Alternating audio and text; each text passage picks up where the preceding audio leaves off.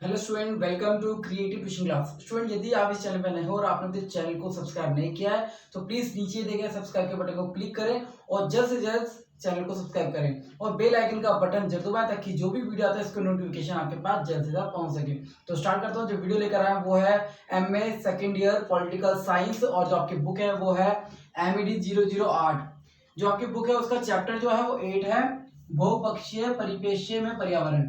बहुपक्षीय परिप्रेक्ष्य मतलब कि बहुपक्षीय जो समझौते होते हैं वो कैसे होते हैं, तो और द्विपक्षीय समझौते। तो मैं आपको बता दूं, अंतरराष्ट्रीय समझौते जो भी होते हैं वो दो तरीके से होते हैं। एक तो होता है द्विपक्षीय और एक होता है बहुपक्षीय।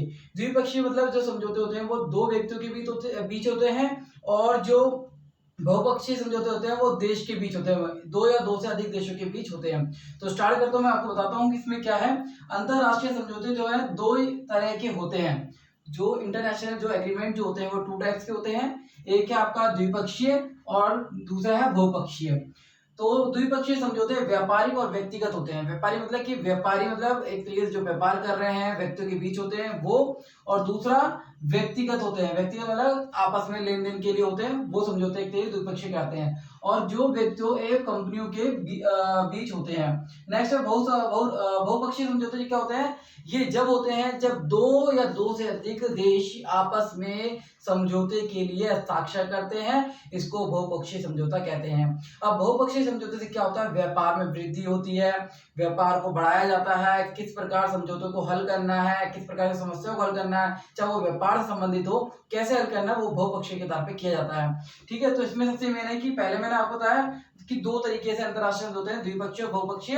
और जो द्विपक्षीय होते हैं वो व्यक्तिगत और व्यापारिक होते हैं। व्यक्तिगत और व्यापारिक मतलब कि आपस में एक तरीके से कंपनी जो आपस में करती है, कंपनी और कंपनी आपस में मिलकर ये समझौते करती हैं। और बहुपक्षीय समझौते क्या होते हैं, ये दो या दो से अधिक देशों को के हस्ताक्षर से किए जाते हैं। और लाभ क्या है, व्यापार को श्रेष्ठ होना। व्यापार का श्रेष्ठ होना मतलब कि इन समझौतों से क्या होता है, व्यापार जो है वो श्रेष्ठ होता है। और बहुराष्ट्रीय बहुराष्ट्रीय जो होते हैं, बहुपक्षीय समझौते जो होते हैं वो एक तरीके से लाभ पहुंचाते हैं। लाभ पहुंचाने से क्या होता है, इसलिए व्यापार का श्रेष्ठ होना, इससे क्या होता है, व्यापार एक श्रेष्ठ होता है, व्यापार में वृद्धि होती है। नेक्स्ट है अंतरराष्ट्रीय व्यापार संबंधी समस्याओं को हल करना। ये क्या करते हैं, अंतरराष्ट्रीय जो भी समस्याएं होती है उनको हल करते हैं व्यापार संबंधित। और नेक्स्ट आर्थिक सहयोग में वृद्धि करती हैं। आर्थिक सहयोग मतलब कि दोनों दो देश या दो से अधिक देश हैं वो आपस में वृद्धि करने के लायक होते हैं। तो सबसे मेन है कि बहुपक्षीय जो समझौते के लाभ आते हैं वो आपको लिखना है, व्यापार को श्रेष्ठ होना और अंतरराष्ट्रीय व्यापार संबंधी समस्याएं और आर्थिक सहयोग। आप इनको भी एक्सप्लेन करके ले सकते हैं। नेक्स्ट के बाद आता है कि द्विपक्षीय और बहुपक्षीय जो है वो द्विपक्षीय से एक तरीके बेहतर क्यों है, श्रेष्ठ क्यों है, तो ये क्वेश्चन भी आ सकता है। तो इसमें लिखना है कि शोषण के अवसर। शोषण के अवसर मतलब कि द्विपक्षीय में क्या होता है, शोषण के अवसर एक तरीके से होते हैं, एक कंपनी दूसरी कंपनी को एक तरीके कॉम्पिटिशन में लेके होती है। और बहुपक्षीय जो होते हैं समझौते वो एक तरीके शोषण के विरुद्ध मतलब शोषण मुक्त होते हैं, शोषण नहीं होता है। नेक्स्ट है व्यापारिक रियायतें। व्यापारिक रियायतें क्या होती है कि द्विपक्षीयों में जो रियायतें हैं वो कम मिलती हैं और बल्कि बहुपक्षीय समझौते होते हैं उनमें रियायतें ज्यादा मिलती हैं। कोई भी मान लो कि द्विपक्षीय समझौता है तो कम जो व्यक्तिगत जो समझौते होते हैं वो बाहर देशों में नहीं कर सकते, व्यापार एक तरीके से बाहर देशों में नहीं करते। जब बहुपक्षीय के बेस पर होता है, जब राष्ट्र एक तरीके से शामिल होते हैं उनमें एक तरीके से दोनों के समझौते होते हैं, इसके आधार पर एक तरीके से बहुपक्षीय समझौते जो है वो एक तरीके से वृद्धि करते हैं। नेक्स्ट है भेदपूर्ण व्यापार। भेदपूर्ण व्यापार मतलब क्या, द्विपक्षीय जो व्यापार है वो एक तरीके से वो भेदपूर्ण होता है और बहुपक्षीय व्यापार बहुपक्षीय जो समझौता होता है वो भेदपूर्ण नहीं होता। नेक्स्ट है विश्व बाजार व्यवस्था का एक तरीके से वृद्धि करना। तो विश्व बाजार जो व्यवस्था है उसको एक तरीके से अच्छा करता है बहुपक्षीय समझौता।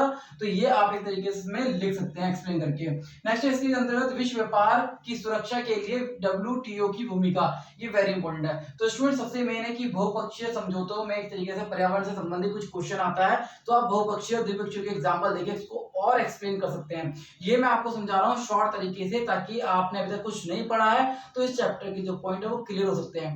नेक्स्ट उसके बाद है विश्व व्यापार और पूंजी व्यापार में विकसित और अविकासशील देशों को फायदा पहुंचाया है। जो भी WTO में वर्ल्ड ट्रेड ऑर्गेनाइजेशन जो है वो क्या है, उसे क्या करना है, विकसित और विकासशील देशों को एक तरीके से लाभ पहुंचाए। कैसे, विश्व व्यापार संबंधी और पूंजी व्यापार संबंधी। इसलिए WTO को अंतरराष्ट्रीय ऋण संस्थाओं जैसे विश्व बैंक, एशियन विकास, विश्व बैंक, पूंजी व्यापार आदि में एक तरीके से सहायता की है। नेक्स्ट की बात है, डब्ल्यूटीओ का प्रमुख मुख्य उद्देश्य है स्वतंत्र व्यापार को आपसी सहयोग से बढ़ाना। जो भी स्वतंत्र व्यापार होता है उसको आपसी सहयोग से बढ़ाना इसका मुख्य उद्देश्य होता है।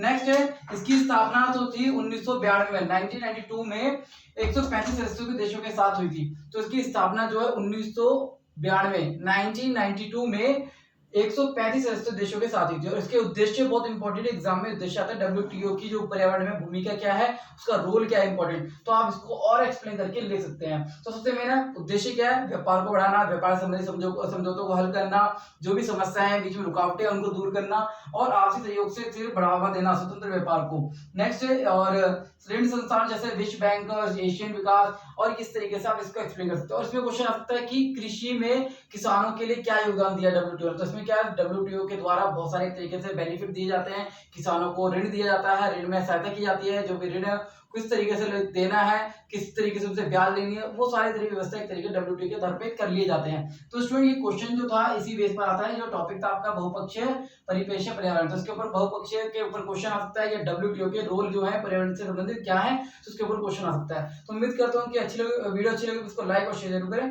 धन्यवाद।